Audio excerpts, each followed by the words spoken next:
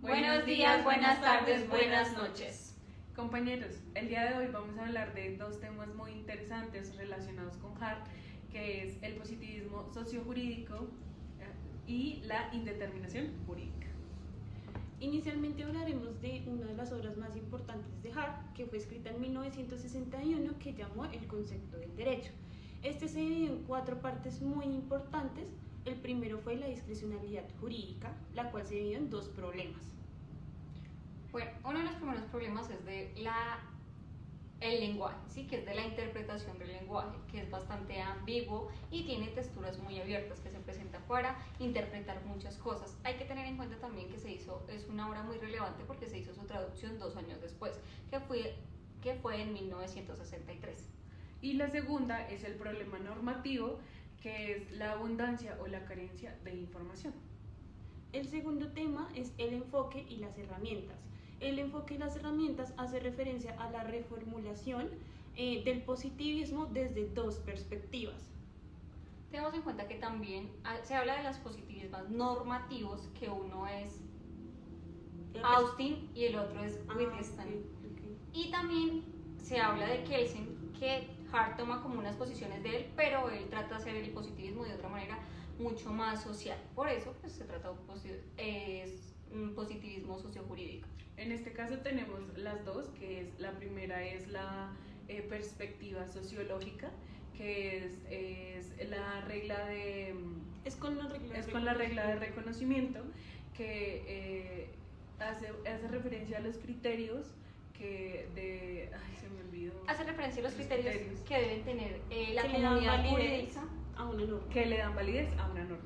Y la segunda es la herramienta de la filosofía analítica, que es donde se ve el derecho como un problema del lenguaje y se contextualiza en un contexto social, es decir, en las prácticas sociales.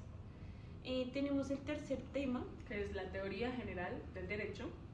Como todo, él quiere ver el derecho no solamente como normas ni reglas, sino el derecho en base a la sociedad, en cómo se interpreta en la sociedad. Por eso habla de una teoría general del derecho.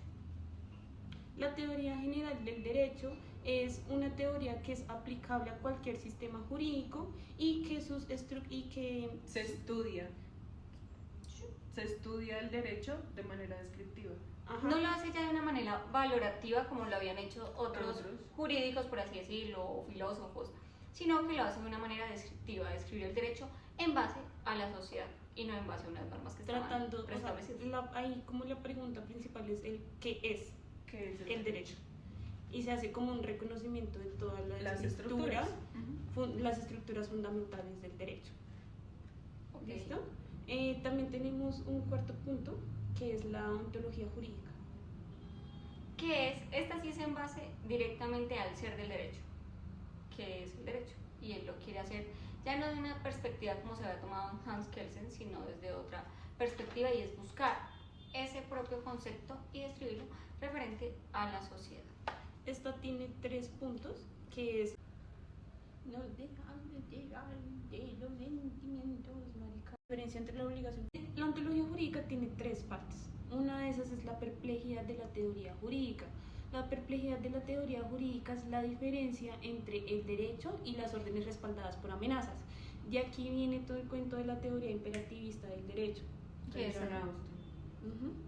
Y la segunda son los problemas recurrentes, que es la diferencia entre las obligaciones jurídicas y las obligaciones morales. Bueno, hay que tener en cuenta 2 cosas en estas 2 primeras partes. Hay un tercero, pero hay que hacer como un pequeño paréntesis. En el primero, cuando habla de la teoría imperativista, hace referencia a no solo que el derecho está guiado porque alguien haga una amenaza a la sociedad, sino me acordé, acaban 2 partes importantes, ¿sí? Van las leyes que son como primarias, que son las que crean como obligaciones, y las secundarias, que son las que le dan como autoridad o como no sé decir, poder a la sociedad, ya sea a un particular o al Estado, para hacer las normas o tomar, por ejemplo, acá en el Congreso, quienes hacen las normas, ¿sí me entiendes? O sea, es cuando se pregunta quién tiene la autoridad para hacer esas Exacto, normas. entonces, pues, por ejemplo, las normas de primera instancia, por así decirlo, las normas de primer, no sé, como de primer nivel, son las que dictaminan ciertas cosas, y las segundas son las que le dan como el poder a esas personas, ya sea o al Estado, por así decirlo, o a los juristas o a la comunidad jurídica, y las segundas, los particulares, que también pueden tomar decisión. Entonces, las normas o no solo están guiadas porque amenacen, porque tener la autoridad no amenaza a nadie, ¿sí? Entonces hace como referencia a ese tipo de cosas, por eso hace una reformulación del positivismo también en esta parte. Okay. Y en la moralidad habla de lo que básicamente siempre se ha tratado de hacer en el derecho, separar el derecho de lo moral, o qué es lo moralmente bien o moralmente mal, quién lo dictamina, quién no, hace referencia a ese tipo de cosas. Y en el tercer punto tenemos la definición del derecho, ¿sí? La definición de la teoría jurídica del derecho. En este caso es la tipología de reglas, que es donde se pregunta qué son las reglas y se trata de comprender el funcionamiento del derecho. Y pues esta sería una parte del primer video que trata sobre el positivismo sociojurídico que hace Hart, en referencia a toda la sociedad, en la interpretación que tienen que hacer los jueces, en la ambigüedad del lenguaje. ¿Voy yo? Ay, perdón. Ya, otra vez. Compañeros, les vamos a hablar también del segundo video, que también es muy relacionado con el video anterior de Hart, que también hace referencia al tema del problema con el lenguaje. Entonces, en este punto tenemos 3 puntos básicos que son importantes. El primero es el problema del lenguaje, que en este caso hace referencia a la ambigüedad del lenguaje. Bueno, también les vamos a hablar del segundo video, que es la indeterminación jurídica, que este video también está muy relacionado con el video anterior que ya mencionamos, porque también se relaciona con Hart, con el tema del problema con el lenguaje. En este caso, el primer punto es el problema del lenguaje, que consiste, que se despliega en 3 puntos importantes. El primero es la ambigüedad del lenguaje. La ambigüedad del lenguaje hace referencia a las diferentes palabras o a los diferentes sentidos de las oraciones, que estas pueden ser semánticas o sintácticas. En la parte semántica tenemos específico que la palabra es la que es ambigua, ¿sí? Como por ejemplo se veía en el video el problema o el ejemplo del vehículo, pero entonces ¿qué denominamos vehículo? Si es un carro, si es una moto, o sea, todo lo que viene. ¿Han visto esa pancarta famosa o ese meme famoso que habla también de la ambigüedad de la palabra, que dice como en un tren no entran mascotas, no entran perros ni gatos? Y va una señora con una culebra, una jirafa, y entonces ellos trataban de hacer la referencia a las mascotas. Y la jirafa cabe en el tren. Entonces hace referencia como a esas palabras específicas dentro de la oración o en este punto de las normas, esas palabras que son ambiguas y hacen referencia a muchos conceptos. Y en la parte sintáctica hace referencia a que la estructura o la oración en general es muy ambigua, ¿sí? El hecho de que, por ejemplo, él colocaba en el video el decir que alguien veía a otra persona con los binoculares, ¿sí? Que hacía referencia a 2 cosas, o que lo veía con los binoculares o que tenía los puestos los binoculares y lo veía, ¿sí? Entonces hace parte de que la estructura en su parte es ambigua. Toda la norma sería ambigua por su estructura. El segundo punto importante son las imprecisiones del lenguaje, que en este caso consisten en el significado de algunas palabras que no son muy claras, que en este caso pueden ser un significado muy vago, que en este caso pueden ser extensionales, que estas carecen de límites, una palabra que tiene infinidad de significados, a eso hacía referencia. Está también las palabras relacionales, que es cuando la palabra depende de una relación o una comparación, y están las contextuales, que es cuando toda la palabra depende de un contexto en específico. Eso hace referencia a la instrumentalización. ¿Han visto que en la costa buceta significa algo y acá para nosotros buceta es otra cosa? Eso hace referencia a la contextualización. Igual en el derecho, dependiendo en donde nos ubiquemos. Sí, en las circunstancias, supongo yo en espacio-tiempo. En la época también. Eso haría referencia al contexto. El tercer punto es la carga emotiva del lenguaje. En este caso es es el medio para expresar emociones y la arbitrariedad de las palabras que componen una frase.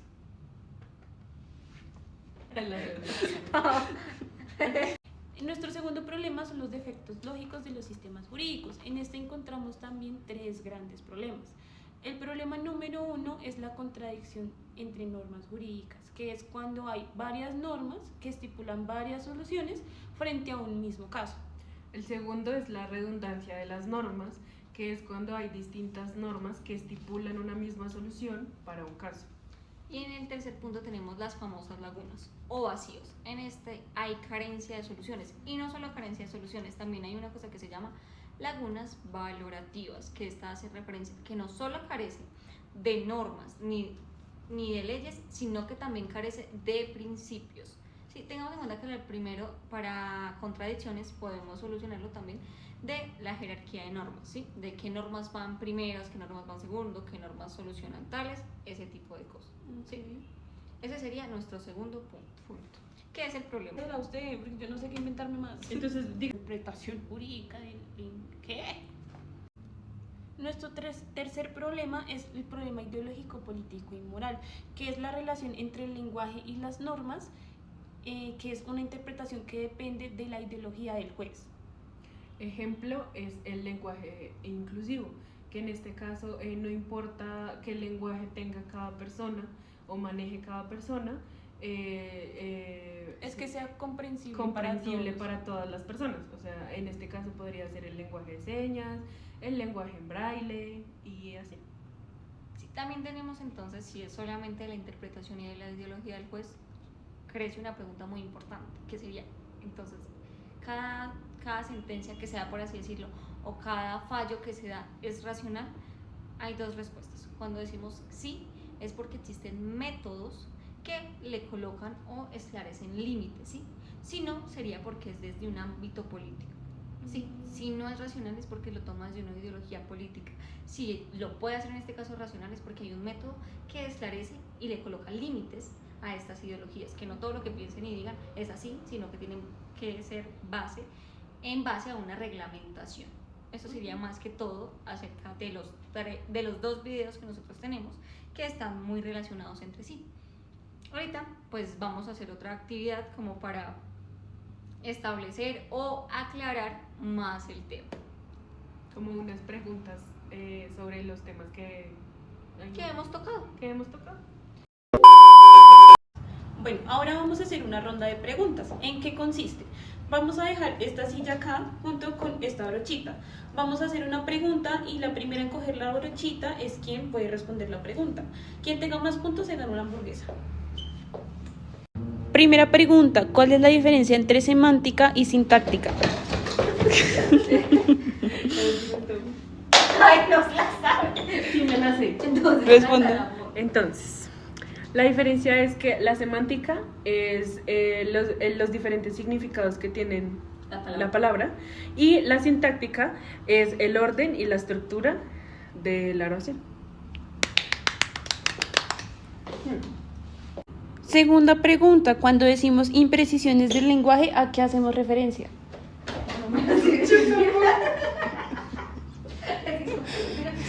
Yo pensé que te ibas a correr.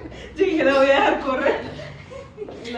Este punto queda libre. Este punto queda libre porque ninguna se lo supo, pero hace referencia como al significado de las palabras. ¿A qué hace referencia cuando se habla de imprecisiones extensionales?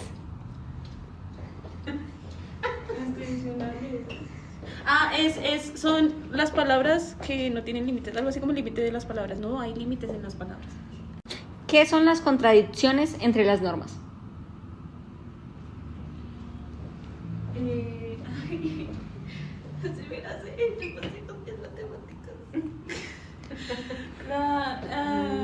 Es cuando hay diferentes normas que estipulan diferentes soluciones frente al mismo caso. ¿Sí? Mira, sí. ¿A qué hace referencia el enfoque y las herramientas? A dos perspectivas, la perspectiva social y la perspectiva de la filosofía analítica. Y esto habla de lo que hace la interpretación de la sociedad. Es correcto. ¿Cuáles son las 3 partes fundamentales de la ontología jurídica? La perplejidad, la diferencia entre lo ético y lo moral, y la última, la definición. ¿Cuál ético y moral? Negativo. ¿Cuál era? No, era la perplejidad, Problemas recurrentes y la definición del derecho. Pero me quedaron 2 bien. No, porque usted dijo, es que, ¿cómo fue que dijo? Ética y moral. Solo dijo es una. Derecho y Y moral. solo dijiste Es una. derecho y Yo moral. dije la perplejidad. No, es derecho Negativo, negativo. Bueno, compañeros, espero hayan entendido el tema. Les haya gustado el video. La hayan pasado bien y hayan comprendido de una manera más clara todo lo que queríamos hablar. Gracias por prestarnos atención. ¡Chao! Buenas noches, y para completar el video tenemos 2 cosas especiales. Primero vamos a dar unos datos relevantes, importantes, que sacamos nosotros acerca pues de Hart, de la obra, que tiene que ver con lo que habíamos hablado anteriormente. Y como segundo, nosotros hicimos pues una mini canción acerca del derecho. Esa idea nos la dio el profesor Leonardo, con ayuda de un amigo de Lina que nos ayudó con los temas de la pista, de la voz de él quedó grabada en eso. Nosotras pues solamente dimos las ideas, él nos asesoró, pero pues todo hace parte de lo que pues nosotras le indicamos. Vamos a iniciar con los datos. Entonces, Hart nació el 18 de julio de 1907 en Reino Unido. Aparte, fue una de las cosas más importantes que hizo fue introducir una distinción clave entre reglas primarias y reglas secundarias. En su juventud destacó por su habilidad de concentrarse y memorizar muy bien las cosas. Aunque estudió historia y filosofía, se preparó y aprobó los exámenes para ejercer como abogado en 1932. Ejerció la abogacía con éxito hasta 1940. Transformó la filosofía jurídica anglosajona. Publicó su obra más importante, que es El concepto del derecho, en 1961, a la edad de 54 años. Generó intensos debates con Ronald Dworkin y tuvo un postscript póstumo respondiendo a sus críticas. Introdujo un enfoque analítico y lingüístico para comprender la naturaleza del derecho, marcando una ruptura con las teorías naturalistas tradicionales y el positivismo jurídico más simple de autores como John Austin. Se jubiló en 1978. En 1962 fue elegido miembro de la Academia Británica. También tenemos que la influencia de Wittgenstein en la filosofía del lenguaje tuvo una influencia significativa en el pensamiento de Hart, especialmente su énfasis en el uso de los conceptos jurídicos para comprender su significado. Falleció el 19 de diciembre de 1992. Traducciones de esta obra. Ha sido traducida a numerosos idiomas y sigue siendo una obra fundamental en los estudios de derecho y filosofía jurídica, incluyendo académicos, jueces y abogados en todo el mundo, como pues por ejemplo nosotros ahorita haciendo el video de pues esta obra tan importante. Listo. Entonces, y ahora lo siguiente es que van a escuchar la canción que nosotros pues tenemos preparada para ustedes. Tema. Es una canción que pues escribimos entre comillas y nos ayudaron a producirla y hacerla y todo lo demás. Entonces esperamos que les guste bastante. Trata más que todo sobre el problema del lenguaje que vimos en el transcurso del video.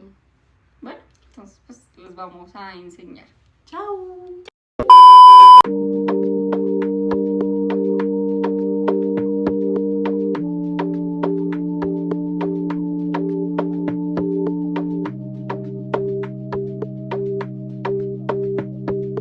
Saying 90. En las leyes hay palabras, un intento de normar, pero un lenguaje resbaloso, difícil de atrapar. Las fronteras son borrosas, los grises abundan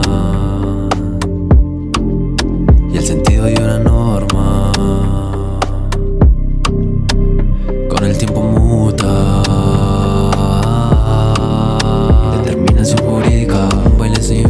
las artes de esquivo y el sentido es plural. El intérprete se enfrenta a un texto que hablará de su propia historia y su contexto social.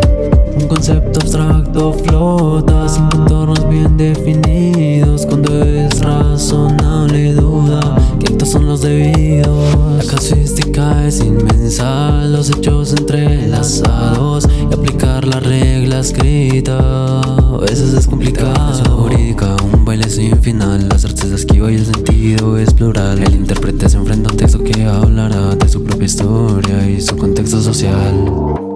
Es un defecto siempre, a veces da lugar a que la norma se adapte a un nuevo despertar, a que permita al juez ponderar, buscar la solución, adaptar la que se logre acomodar para la situación peculiar.